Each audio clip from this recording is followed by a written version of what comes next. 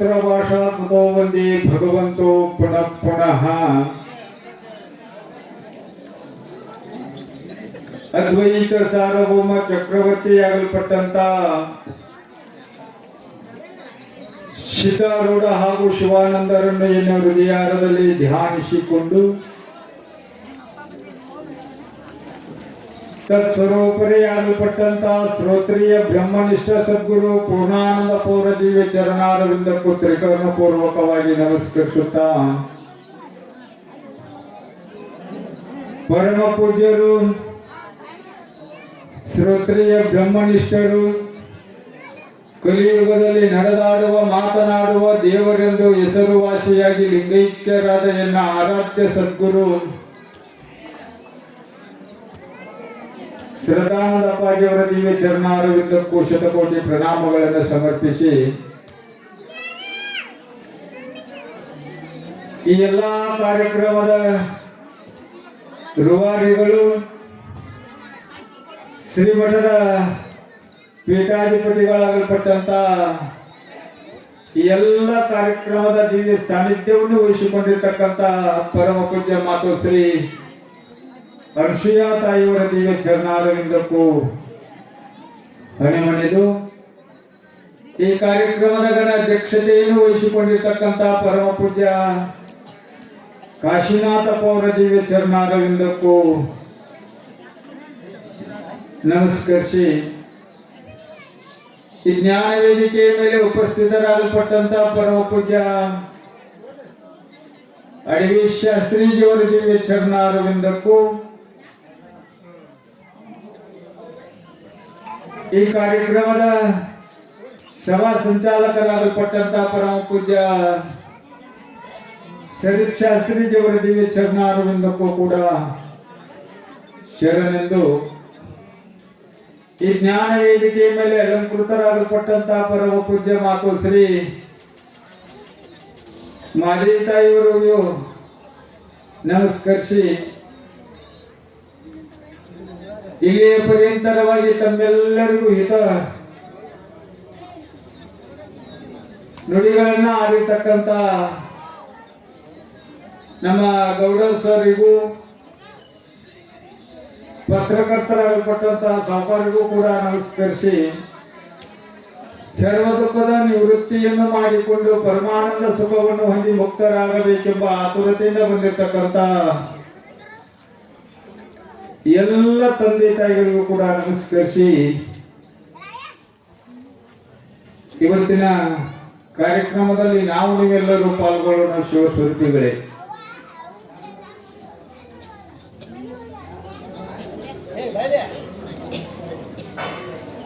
ಯಾಕಂದ್ರೆ ಅಲ್ಲ ಯಾಕಂದ್ರೆ ಉಪ್ಪಿಟ್ಟು ಒಂದು ಜೊತೆ ಮ್ಯಾಕ್ ಬಿಸಿಲು ಅಂದ್ರ ಸ್ವಲ್ಪ ಜೋಲಿ ಹೋಗ್ತಿರ್ತತಿ, ನಿದ್ದೆ ಬರ್ತಿರ್ತತಿ.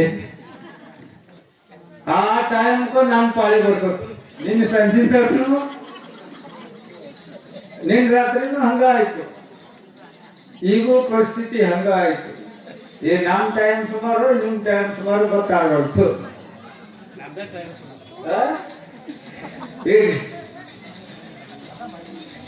19ನೇ ವರ್ಷದ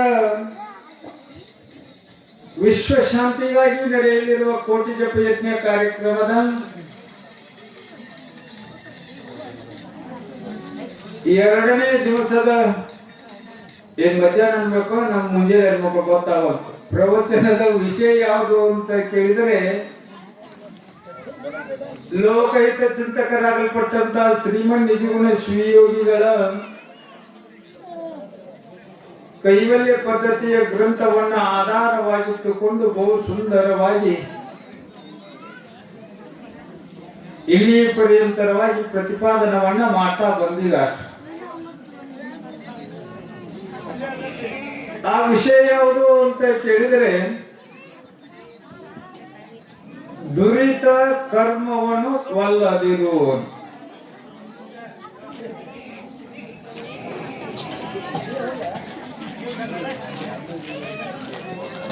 ಶಾಸ್ತ್ರದಲ್ಲಿ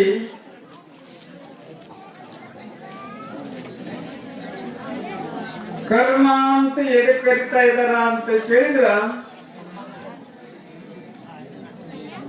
ಶರೀರ, ವಾಣಿ, ಮನಸ್ಸು ಇವು ಮೂರು ಕೂಡಿಕೊಂಡು ಎಲ್ಲಿ ಕ್ರಿಯೆಯನ್ನ ಮಾಡ್ತಾ ಇದಾವಲ್ಲ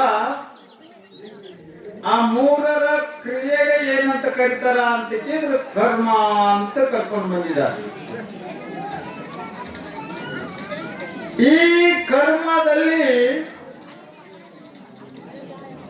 ಎರಡು ಪ್ರಕಾರವನ್ನ ಮಾಡ್ತಾ ಇದ್ದಾರೆ. ಒಂದು ನಿಷಿದ್ಧ ಕರ್ಮ ಅಂತದ, ಒಂದು ವಿಹಿತ ಕರ್ಮ ಅಂತ. ನಿಷಿದ್ಧ ಕರ್ಮ ಅಂತ ಎದಕ್ಕೆ ಕರಿಬೇಕು ಅಂತ ಕೇಳಿದ್ರ ಶಾಸ್ತ್ರಗಳಲ್ಲಿ ಆಗಲಿ, ವೇದಗಳಲ್ಲಿ ಆಗಲಿ, ಗುರುಗಳಾಗಲಿ, ಹಿರಿಯರಾಗಲಿ ಈ ಕರ್ಮಗಳನ್ನ ನೀನು ಮಾಡ್ಲಿಕ್ಕೆ ಹೋಗಬೇಡ. ಈ ಕರ್ಮಗಳನ್ನ ಮಾಡುವುದರಿಂದ ನಿನಗ ಪಾಪ ಬರ್ತದ ಅಂತ ಉಪದೇಶವನ್ನ ಮಾಡ್ತಿದ್ದು ಅಂದ್ರ ಇದಕ್ಕೇನಂತ ಕರೀತಾರ ಅಂತ ಕೇಳಿದ್ರ ನಿಷಿದ್ಧ ಕರ್ಮ ಅಂತ ಕರೀತಾರ. ದುರಿತ ಕರ್ಮ ಅಂದ್ರೆ ಇವನು ಬಿಡ್ಲೇಬೇಕು ಅಂತ. ಇನ್ನ ವಿಹಿತ ಕರ್ಮ ಅಂದ್ರ ಶಾಸ್ತ್ರಗಳಲ್ಲಿ ಆಗಲಿ, ಗುರುಗಳಾಗಲಿ, ಹಿರಿಯರಾಗಲಿ ತಮ್ಮ ನೀ ಹಿಡಿದಿದ್ದ ಕಾರ್ಯ ಚಲೋ ಅದ, ಜೀವ ಹೋದ್ರೂ ಕೂಡ ನೀ ಏನ್ ಮಾಡ್ಬೇಡ ಅಂತ ಕೇಳಿದ್ರೆ ಇದನ್ನ ಬಿಡ್ಲಿಕ್ಕೆ ಹೋಗ್ಬೇಡ, ಮಾಡು ಅಂತ ಉಪದೇಶವನ್ನ ಮಾಡ್ತಿದ್ದು ಅಂದ್ರೆ ಇದಕ್ಕೆ ವಿಹಿತ ಕರ್ಮ ಅಂತ ಕರ್ಕೊಂಡು ಬಂದಿರ. ಇಲ್ಲಿ ದುಷ್ಟ ಅಂದ್ರೆ ದುರಿತ ಕರ್ಮವನ್ನು ನೀನು ಮಾಡಬೇಡ. ಆ ದುರಿತ ಕರ್ಮಗಳನ್ನ ಮಾಡುವುದರಿಂದ ನಿನಗೇನಾಗ್ತದ ಅಂತ ಕೇಳಿದ್ರೆ ಪುಣ್ಯ ಬರುವುದಿಲ್ಲ, ಅದರಿಂದ ಪಾಪ ಬರ್ತದ. ಪಾಪದಿಂದ ನೀ ಏನಾಗ್ಬೇಕಾಗ್ತದ ಅಂತ ಕೇಳಿದ್ರೆ ಪುನರಪಿ ಜನನಂ ಪುನರಪಿ ಮರಣಂ ಪುನರಪಿ ಜನನೇ ಜಠರೇ ಶಯನಂ ಏ ಸಂಸಾರೇ ಕರು ದುಸ್ತಾರೆ ಪಾಯಿ ಮುರಾರೆ ಭಜ ಗೋವಿಂದಂ ಭಜ ಗೋವಿಂದಂ. ಪಾಪವನ್ನ ಮಾಡುವುದರಿಂದ ಪುನಃ ನೀ ಏನ್ ಮಾಡ್ಬೇಕಾಗ್ತದ ಅಂತ ಕೇಳಿದ್ರ ಹುಟ್ಟಬೇಕಾಗ್ತದ. 84 ಲಕ್ಷ ಜೀವರಾಶಿಯೊಳಗಡೆ ತಿರುಗಿ ಬರಬೇಕಾಗ್ತದ.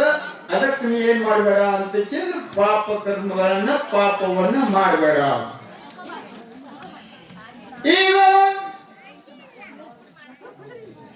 ನಾವು ನೋಡುವ ದೃಷ್ಟಿಯಲ್ಲಿ ಯಾರು ಒಳ್ಳೆಯ ಕರ್ಮಗಳನ್ನ ಮಾಡ್ತಾರ,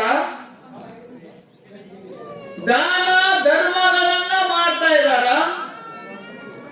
ಪುಣ್ಯ ಕರ್ಮಗಳನ್ನ ಮಾಡ್ತಾ ಇದ್ದಾರ, ಅವರಿಗೆ ಏನಾಗ್ತದ ಅಂತ ಕೇಳಿದ್ರೆ ಕಷ್ಟ ಅಂತಕ್ಕಂಥದ್ದು ಬಹಳ ಬರ್ತದ. ಹೌದಲ್ರಿ? ಒಳ್ಳೆಯ ಗುಣ ಇದ್ದವರಿಗೆ ನಾವೇನ್ ಬಿಡಿ ರಗಡ್ ಮಠಕ್ಕೆ ಸೇವಾ ಮಾಡ್ತೀವಿ, ರಗಡ್ ನಡ್ಕೋತೀವಿ, ಏನ್ ಕೊಡಂತಾರೆ ಎಲ್ಲ ಕೊಡ್ತೀವಿ, ದೇವ್ರು ನಮ್ಮನ್ನ ಚಂದ ಇತ್ತಿಲ್ಲ ಅಂತಾರೆ.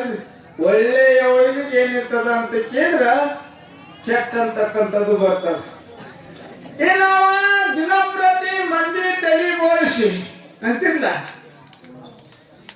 ಮಂದಿ ಗೋಣ್ ಮುರಿದು ಇಷ್ಟೆಲ್ಲ ಪಾಪ ಕರ್ಮಗಳನ್ನ ಮಾಡಿ ಅವನ ಸಂಪಾದನೆಯನ್ನ ಮಾಡ್ತಿರ್ತಾನ. ದೇವ್ರು ಅವನು ಬಹಳ ಒಳ್ಳೇದಿರ್ತಾನೆ. ಏನ್ರಿ ಮನ್ಯಾಗ ಕಾರ್ ಗಾಡಿ ಮಾಡಿ ಮ್ಯಾಗ ಮಾಡಿ 4 ದಿಕ್ಕಿಗೂ ಹೊಲ, ದೇವ್ರ ಅಂತವ್ರಿಗೆ ಚಲೋ ಇಟ್ಟಾರ ಅಂತಿರ್ತಾರಲ್ರಿ. ಆದ್ರ ಬಂಗಾರ ಇದು ಕೊಟ್ಟ್ಯದ, ಡೂಪ್ಲಿಕೇಟ್ ಅದ, ಒರಿಜಿನಲ್ ಅದ ಅಂತ ತಿಳ್ಕೊಂಡ ಬಂಗಾರನ ಪರೀಕ್ಷೆ ಮಾಡ್ತಾರಲ್ಲ ಹೊರತು ರೋಡ್ಗಳನ್ನೆಂದು ಪರೀಕ್ಷೆ ಮಾಡಂಗಿಲ್ಲ. ಹೌದಲ್ರಿ? ಹೊರಗಲಿಗೆ ತಿಕ್ಬೇಕಾದ್ರೆ ಬಂಗಾರನ ತಿಕ್ತಾರ. ಬೆಂಕಿಯಾಗ ಹಾಕಿ ಕಾಸಬೇಕಾಗಿತ್ತು ಅಂದ್ರೆ ಬಂಗಾರನ ಇದು ಮಾಡ್ತಾರೆ, ಡೂಪ್ಲಿಕೇಟ್ ಬಂಗಾರ ಇದು ಮಾಡಂಗಿಲ್ಲ. ಅದಕ್ಕ ಎಷ್ಟು ಒರಿಜಿನಲ್ ಇದ್ರೂ ಕೂಡ ಅದನ್ನ ಹೆಂಗ ಪರೀಕ್ಷೆ ಮಾಡ್ತಾ ಇದಾರಲ್ಲ, ಹಂಗ ಎಲ್ಲಿ ಸತ್ಯವಂತರದಾರ, ಎಲ್ಲಿ ಧರ್ಮವಂತರದಾರ ಅವರಿಗೆ ಏನಪ್ಪಾ ಅಂತ ಕೇಳಿದ್ರೆ ಕಷ್ಟಗಳು ಬಹಳ. ಕುಡಿದು ಎಲ್ಲಾರ ಗಟಾರ್ದಾಗ ಬೀಳ್ತಿದ್ರು ಹೋಗಿರ್ತಾವ, ಮನ್ಯಾಗ ಹೊತ್ತಾಳಾಗಿರ್ತಾವ, ಊರಾಗ ಹೊತ್ತಾಳಾಗಿರ್ತಾವ. ಇದು ಸತ್ತರ ಸಾಕು ಅಂತಿರ್ತಾರಿಲ್ರಿ. ಯಾಕೆ ದೇವ್ರು ಇಟ್ಟಾನೇನ ಇದನ್ನ ತಗೊಂಡ್ ಹೋಗಲ್ಲ ಅಂತ ಬೈತಿರ್ತಾರ.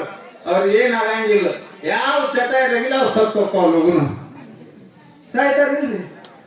ಏನು ಒಳ್ಳೆಯವರಿಗೆ ಏನದ ಅಂತ ಕೇಳಿದ್ರ ಆಯುಷ್ಯ ಅಂತಕ್ಕಂಥದ್ದು ಇರ್ತದ, ಕೆಟ್ಟದ್ದಕ್ಕ ಏನಿರ್ತದ ಅಂತ ಕೇಳಿದ್ರೆ ಆಯುಷ್ಯ ಅಂತಕ್ಕಂಥದ್ದು ಹೆಚ್ಚಿರ್ತದ. ಆದ್ರೆ ಇಲ್ಲಿ ಶಾಸ್ತ್ರದಲ್ಲಿ ಏನಿರ್ತದ ಅಂತ ಕೇಳಿದ್ರ ದುಷ್ಟ ಕರ್ಮಗಳನ್ನ ಮಾಡುವವರಿಗೆ ಏನಿರ್ತದ ಅಂತ ಕೇಳಿದ್ರ ಆಯುಷ್ಯ ಜಾಸ್ತಿ ಇರ್ತದ. ಕಾಲಾಂತರದಲ್ಲಿ ಒಮ್ಮೆ ಬಂತು ಅಂದ್ರ ಕಲಾಸ್ ಮುಗಿದು ಹೋಗ್ತದಲ್ಲಿ, ಫೈನಲ್ ಅಂತಲ್ಲ. ಹಂಗ ಏನಾಯ್ತು ಅಂತ ಕೇಳಿದ್ರ ನಿನ್ನ ಒಂದು ದೃಷ್ಟಾಂತ ಹೇಳಕತ್ತಿದ್ನ, ಕತಿ ಸಜ್ಜಿಂದ ಟೈಮ್ ಆಗೈತೆ ಅಂತೇಳಿ ಬಿಟ್ಟಿನ.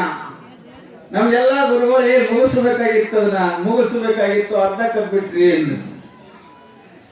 ಹೇಗ ಅಂತ ಕೇಳಿದ್ರ ಒಂದು ಸಾಮಾನ್ಯ ಕುಟುಂಬ ಒಂದು ಊರ, ಆ ಇದ್ದ ಸಂದರ್ಭದಲ್ಲಿ 4 ಮಂದಿ ಅಂತವ್ರು,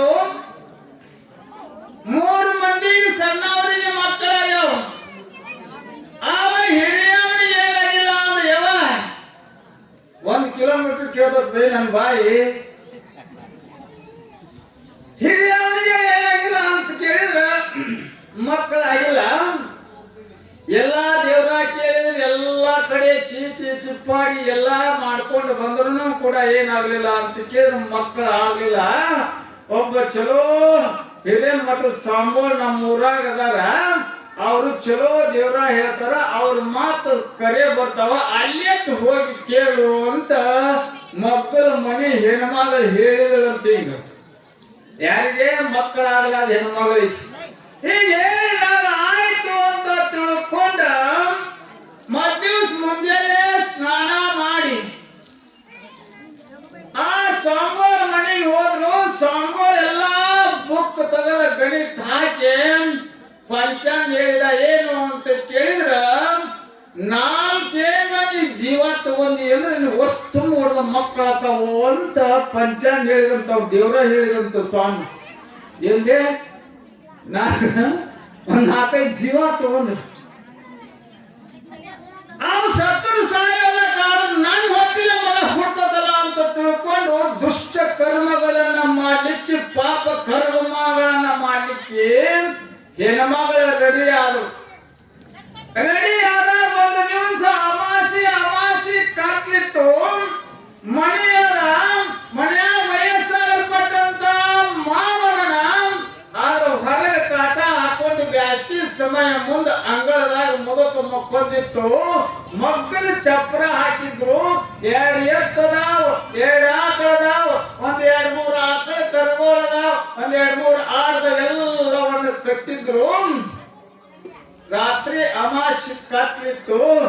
ಎದ್ದು ಗಂಡ ಹೆಂಡತಿ ಮಕ್ಕಳಾಗ್ಲದಿದ್ದು ಅಲ್ಲ, ಎದ್ದು ಹೋಗಿ ರಾತ್ರಿ 1-2 ಗಂಟೆ ಆಗಿತ್ತು. ಮಾವ ಮಕ್ಕೊಂದನ ಕಾಟ ಹಾಕೊಂಡ ಕಾಲು ಸಪ್ಪಿಗೆ ಎಲ್ಲಿ ಹೋಗ್ತೀರಿ ಅಂತ ಕೇಳಿಲ್ಲ. ಸುಮ್ಮನೆ ಹಂಗ ಕಣ್ ತೆಗೆದು ನೋಡಿ ಮಕ್ಕೊಂಡ. ಹೋಗಿತ್ತಲ್ಲ, ಹೋಗಿ ಏನು ಚಪ್ರ ಇತ್ತಲ್ಲ ಆ ಚಪ್ರಕ್ಕ ಉರಿ ಹಚ್ಚಿಬಿಟ್ರು 2 ಕೂಡಿ. ಹೀಗೆ 2 ಕೂಡಿ ಉರಿ ಹಚ್ಚಿ ಚಪ್ರ ದಗ ಉರಿದ ಎತ್ತ ಆಕಳ ಕರುಗಳು ಒದರಿ ಏನಾಗ್ಬಿಟ್ಟು ಅಂತ ಕೇಳಿದ್ರ ಸತ್ತೋದು, ಜೀವ ಬಿಟ್ಟು. ಮಾವ ಕಾಟ ಮ್ಯಾಗ ಬಿದ್ದ ಮಕ್ಕೊಂಡಿದ್ದಲ್ಲ ನೋಡ್ತಿ. ಇವಕ್ ಯಾವ ಹೇಳ್ಯಾವ ಏನಪ್ಪ ಇಂಥ ದುಷ್ಟ ಬುದ್ಧಿ ಇವಕ್ ಯಾಕೆ ಬಂತು? ಇನ್ಯಾರ ಮಂದಿ ಮುಂದೆ ಹೇಳಿದ್ರೆ ಯಾರು ಮಾಡಿದಾರ? ಮಗ ಸೊಸಿ ಅದ, ಇನ್ಯಾರ ಮುಂದೆ ಹೇಳ್ಬೇಕು? ಪರಮಾತ್ಮ ಇಂಥ ಬುದ್ಧಿ ಯಾಕೆ ಕೊಟ್ಟೆಪ್ಪ? ನೀ ಮಾಡೋದು ಇದು ನ್ಯಾಯ ಅಲ್ಲ, ಅನ್ಯಾಯ ಅಂತ ಮುದುಕಂದ ಗಪ್ಪಾತಂತ. ಅವೆಲ್ಲ ಒದರಿ ಸುಟ್ಟುಕೊಂಡು ಸತ್ತು 1 ತಿಂಗಳಾಯ್ತು. 1 ತಿಂಗಳೊಳಗ ಹೆಣ್ಮಗಳು ಗರ್ಭವತಿ ಆದಂತ. ನೋಡ್ರಿ ಹೆಂಗೈತ್ರಿ ಶಾಸ್ತ್ರ.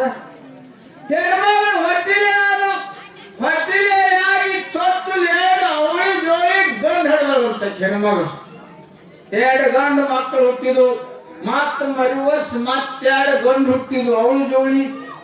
ಮತ್ತ ಮರು ವರ್ಷ ಮತ್ತೆರಡು ಹೆಣ್ಣು ಹುಟ್ಟಿದ್ವು, 6 ಮಕ್ಕಳು ಹಳದಳಂತ 4-5 ಜೀವ ತಗೊಂಡು. ಹೀಗೆಲ್ಲ ಆಯ್ತು. ಮುಂದೆ ಏನಾಯ್ತು ಅಂತ ಕೇಳಿದ್ರೆ ಶ್ರೀಮಂತಿಗೆ ಬಂತು. ನಡುಮಧ್ಯ ಮನೆತನ ಇದ್ದಿದ್ದು, ಕೋಟ್ಯಾಧೀಶರಾದ್ರು. ಮಾಡಿ ಕಟ್ಸಿದ್ರು, ಹೊಲ ಹಿಡಿದ್ರು, ಎಲ್ಲಾ ಬಿಸಿನೆಸ್, ಮನೆ ಮುಂದೆ ಕಾರು ಗಾಡಿ ಎಲ್ಲ ಹೀಗಾಯ್ತು. ಶ್ರೀಮಂತಿಕೆ ಬಂತು, ದೊಡ್ಡ ಕೋಟ್ಯಾಧೀಶ ಆಗ್ಬಿಟ್ಟು ಊರ. ಹೀಗಾಗಿ ಮುಂದ ಎಲ್ಲಾ ಮಕ್ಕಳು ದೊಡ್ಡವಾದ ವಯಸ್ಸಿಗೆ ಬಂದು ಮಕ್ಕಳು ಎಲ್ಲಾ ಮದುವೆ ಮಾಡಿದ್ರು. ಮದುವೆ ಮಾಡಿ ಮೊಮ್ಮಕ್ಕಳು ಕೂಡ ದೊಡ್ಡ ಆಗಿ ಆಡಾಕತ್ತಿದ್ರು. ಹೆಣ್ಣು ಮಕ್ಕಳನ್ನು ಕೂಡ ಮದುವೆ ಮಾಡಿ ಕೊಟ್ರು. ಸಣ್ಣ ಮಗ ಏನಿದ್ದಲ್ಲ, ಸಣ್ಣ ಮಗ ಗಂಡು ಹಡಿದ್ರು. ಅವಾಗ ಸಣ್ಣ ಸೊಸಿ ಬೇಡ್ಕೊಂಡಿದ್ರು ಅಂತ. ಏನಂತ ಬೇಡ್ಕೊಂಡಿದ್ರು ಅಂದ್ರ, ನನಗ ಒಬ್ಬೊಬ್ರು ಪಟ್ಟಂತ ಗಂಡು ಮಗ ನನಗೆ ಪರಮಾತ್ಮ ಕೊಟ್ಟನ ಅಂದಾಗ ಕಾಶಿ ವಿಶ್ವನಾಥನ ಗುಡಿ ಜಗಳ ತರಿಸ್ಬೇಕು, ಎಲ್ಲಿ ಇಲ್ಲ ಅಂತ ತಿಳ್ಕೊಂಡ ಸಣ್ಣ ಸೊಸಿ ಬೇಡ್ಕೊಂಡಿದ್ರು ಅಂತ. ನನ್ನ ಮಗಂದು ಕಾಶಿ ವಿಶ್ವನಾಥನ ಗುಡಿ ಒಳಗನ ಜಗಳ ತರಿಸ್ಬೇಕಂತ ತಿಳ್ಕೊಂಡ. ಆಯ್ತು ಅಂತ ತಿಳ್ಕೊಂಡು ಎಲ್ಲಾ ಮನೆಯಾಗ ಅತ್ತಿ ಮಾವನ ಮುಂದೆ ಹೇಳಿದ್ರು. ಎಲ್ಲ ಇದು ಆಯ್ತು, ಇಂತ ದಿವಸ ಹೋಗ್ಬೇಕು ಅಂತ ತಿಳ್ಕೊಂಡ ಎಲ್ಲಾ ಡೇಟ್ ಫಿಕ್ಸ್ ಮಾಡಿ ಒಂದು ಬಸ್ ಗಾಡಿ ಮಾಡಿದ್ರು ಪ್ರವಾಸಕ್ಕೆ ಹೋಗಕ್. ಎಲ್ಲ 4 ಮಂದಿ ಗಂಡು ಮಕ್ಕಳು, 4 ಮಂದಿ ಸ್ವಸ್ಥರು, 4 ಮಂದಿ ಮಕ್ಕಳು, 2 ಹೆಣ್ಣು ಮಕ್ಕಳು, ಅಳಿಯರು ಮಕ್ಕಳು, ಎಲ್ಲಾ ಕೂಡಿ 60 ಮಂದಿ ಆತಂತಕ್ಕಿ ಬಳಗ ಸುಟ್ಟಿದಳಲ್ಲ ಚಪ್ರ. 60 ಮಂದಿ ಆತ ಬಸ್ ಮಾಡಿದ್ರು. ಎಲ್ಲ ಹೋಗೋ ಸಂದರ್ಭದೊಳಗೆ ಮಣಿ ಕಾಯಕ್ ಯಾರು ಉಳಿಯವ್ರಿ? ಪ್ರವಾಸಕ್ಕದು ಹೋಗ್ಬೇಕಾದ್ರೆ, ಲಗ್ನಕ್ಕದು ಹೋಗ್ಬೇಕಾದ್ರೆ ಮಣಿಯಾಗ ಉಳಿಯೋರು ಯಾರು ಕಾಯಕ್? ಇತ್ತದ ಒಂದು ಮುದುಕ. ಆ ಮುದುಕ ಮಣಿ ಕಾಯಕ್ ಒಂದು ನಾಯಿ. ಇವೆಲ್ಲ ಇದ್ದು ಅಂತ ಇವನ್ನೆಲ್ಲ ಬಿಟ್ಟು ಹೋದ್ರು. ಬಿಟ್ಟು ಹೋದಾಗ ಮುದುಕಂತಿತ್ತಂದು ಪ್ರವಾಸಕ್ಕೆ ಕೊಟ್ರು. ಏ ಪರಮಾತ್ಮ, ನಿನ್ನಲ್ಲಿ ನ್ಯಾಯ ಇಲ್ಲಪ್ಪ, ಏನು ಇದು ನಿಂದು ಧರ್ಮ ಅಲ್ಲ ಅಂತ ತಿಳ್ಕೊಂಡು ಹಿಂಗಂತಿತ್ತು ಮುದುಕ. ಎಲ್ಲಾರು ಕೇಳ್ತಿದ್ರು, ನಿನ್ ನ್ಯಾಯ ಅಲ್ಲಲ್ಲ, ನಿನ್ ನ್ಯಾಯ ಅಲ್ಲಲ್ಲ ಪರಮಾತ್ಮ ಅಂತ ಹೇಳೋ. ಹಿಂಗ್ಯಾಕಂತಿ ಎಂತ ಮಂದಿ ಕೇಳ್ತಿದ್ರು ಅಂತ ಊರಾನ್ ಮಂದಿ. ಅವಾಗ ಮುದುಕಂತಿತ್ತು ಮಂದಿಗೆ, ಅವಾಗ ಗೊತ್ತ ನನಗ ಗೊತ್ತ. ಯಾರಿಗೆ? ಮ್ಯಾಗಿನ ಗೊತ್ತ, ನನಗ ಗೊತ್ತ, ನಿಮ್ಗೆ ಯಾರಿಗೂ ಗೊತ್ತಿಲ್ಲ ಅಂತ ತಿಳ್ಕೊಂಡು ಹಿಂಗಂತಿತ್ತಂತ ಮುದುಕ. ಆಯ್ತು ಹೇಳು, ಅದೊಂದು ನಾಯಿ ಮುದುಕ ಮನಿ ಕಾಯಕ್ ಹೋಯ್ತು. ಇವೆಲ್ಲ ತಮ್ಮ ಬಂಧು ಬಳಗವನ್ನ ಒಂದು ಬಸ್ ಮಾಡ್ಕೊಂಡು 60 ಮಂದಿ ಹೋಗೋತ ಯಾವ ದೇವಸ್ಥಾನ ಅಂತ ಎಲ್ಲಾ ದೇವಸ್ಥಾನ ನೋಡ್ಕೋತ ಕಾಶಿ ವಿಶ್ವನಾಥನ್ ಮುಟ್ಟಿದ್ರಂತ. 15 ದಿವಸ ಎಲ್ಲ ಕ್ಷೇತ್ರಗಳನ್ನ ನೋಡ್ಕೊಂಡು ಹೋಗಿ ಕಾಶಿ ವಿಶ್ವನಾಥನ ದರ್ಶನ ಪಡ್ಕೊಂಡು ಮರುದಿವ್ಸ ಮುಂಜಾನೆ ಆ ಮಗುವಿಂದ ಏನಿತ್ತು ಅಂತ ಕೇಳಿ ಜವಳ ಕಾರ್ಯ ಇತ್ತಲ್ಲ, ಜವಳ ತೆಗಿಸಿದ್ರು.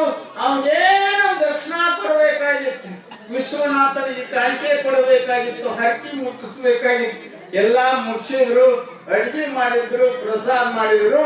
10 ಮಣಿಗೆ ಇನ್ನು ಊರಿಗೆ ಹೋಗ್ಬೇಕು ಅಂತ ತಿಳ್ಕೊಂಡು ವಿಚಾರ ಮಾಡಿ ಎಲ್ಲ ಓದಿದ್ದೆಲ್ಲ ಗಂಟು ಕಟ್ಕೊಂಡು ಗಾಡಿಯಾಗೆ ಎಲ್ಲರೂ ನೀವು ಬಂದಿರಲಿಲ್ಲ, ಮತ್ತೊಬ್ಬರು ಉಳಿದಿರ್ತಲ್ಲ, ನೀವು ಬಂದಿರಲಿಲ್ಲ, ಆ ಸಿಟಿಗೆ ಯಾರಿದ್ರು ಈ ಸಿಟಿಗೆ ಯಾರಿದ್ರು ಅಂತೆಲ್ಲ ಚೆಕ್ ಮಾಡಿ 60 ಮಂದಿ ಹತ್ತಿದ್ರು, ಗಾಡಿಯಾಗ ಕುಂತಿದ್ರು.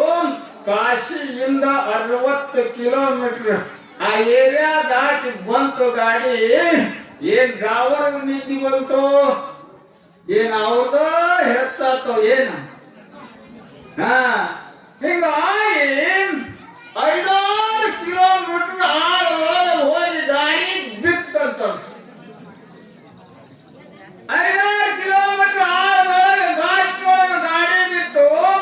ಗಾಡಿ ಬಿದ್ದರೆ ಒಬ್ಬರು ಉಳಿಬೇಕಲ್ಲ ಅದ್ರೊಳಗೆ, ಯಾರೊಬ್ರು ಇದ್ದಿದ್ದಿಲ್ಲ. ಒಟ್ಟು ಸತ್ತಿದ್ದು ಪೊಲೀಸರು ಬಂದ್ರು ಮಧ್ದಿವ್ಸ ಯಾ ಜಿಲ್ಲಾ ಯಾ ತಾಲೂಕಿನಾಗ ಗಾಡಿ ಪಾಸಿಂಗ್ ಅದ ಅಂತ ನೋಡ್ಕೊಂಡು ಈಗಿನ ಗತಿ ಏನ್ ಫೋನ್ ಇಲ್ಲ ಏನಿಲ್ಲ, ಅಲ್ಲಿಂದ ಒಂದು ಲೆಟರ್ ಕಳ್ಸಿದ್ರಂತ. ಇಂಥ ಊರಾಗ ಬನ್ನಿದಿನ್ಯಾಗ ಇಂಥವ್ರ ಮನಿ ಅಡ್ರೆಸ್ ಅಂತ ಬರೋದೇಕ ಪಾಸಿಂಗ್ ಗಾಡಿ ಇದು ಮಾಡಿದ್ರೆ ಇಂಥದ ಗೊತ್ತಾಗುತ್ತ. ನೋಡಿ